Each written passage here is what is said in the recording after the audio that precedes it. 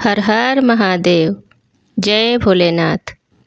दोस्तों, सावन का महीना बहुत शुभ होता है और इस साल सावन का महीना और ज़्यादा शुभ और मंगलकारी है, क्योंकि 122 सालों बाद इतने सारे योग एक साथ सावन में पड़ रहे हैं। सावन का महीना 22 जुलाई 2024 सोमवार से प्रारंभ हो गया है। तो हमारी माताएं और बहनें इस बात का खास ध्यान रखें कि सावन में कुछ इस तरह की गलती ना करें। जो लोग सावन में व्रत रखती हैं और पूरे सावन पूजा करती हैं, वो लोग इन बातों का खास ध्यान रखें कि सुबह उठकर साफ सफाई के बाद स्नान करें, उसके बाद तुलसी में जल डालें, फिर भगवान भोलेनाथ के शिवलिंग पर गंगा जल अर्पित करें। अगर मंदिर जा सकते हैं तो ठीक है, नहीं जा सकते हैं तो भी कोई बात नहीं है। आप अपने घर के मंदिर में ही पूजा कर लीजिए।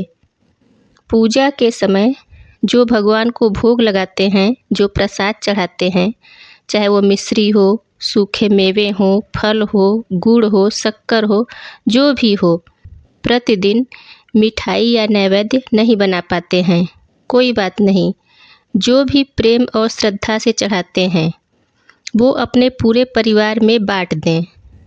सबसे पहले परिवार के हर सदस्य के मुख में भगवान का प्रसाद जाए, ये भगवान की बहुत बड़ी कृपा है।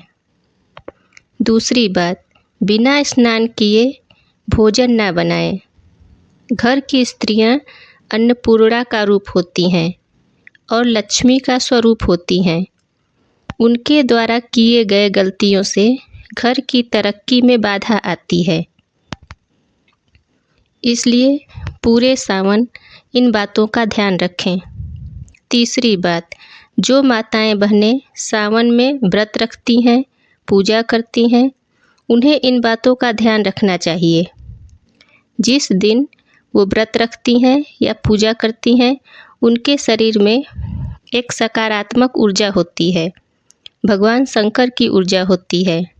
ऐसे में आप परिवार के किसी भी सदस्य पर क्रोधित ना हों, गुस्सा ना करें, अपने पति और बच्चों को कुछ भी अपशब्द ना बोलें, क्योंकि वो श्राप की तरह काम करता है। उस दिन पूजा पाठ की शक्ति के वजह से आप जो बोलेंगी ज़्यादातर सच होता है। इसलिए जितना ज़्यादा से ज़्यादा हो सके अपने बच्चों को व्रत वाले दिन आशीर्वाद दें। चौथी बात, सावन में व्रत वाले दिन कभी भी किसी से उधार न मांगे। कोई भी सामान पूजा का किसी से उधार मांगकर ना चढ़ाएं। अगर आपके पास नहीं है तो कोई बात नहीं, खरीद लीजिए।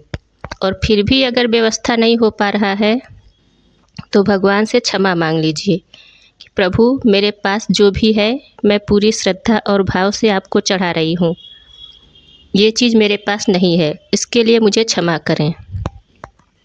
भगवान सब देखते हैं, इसीलिए परेशान होने की ज़रूरत नहीं है।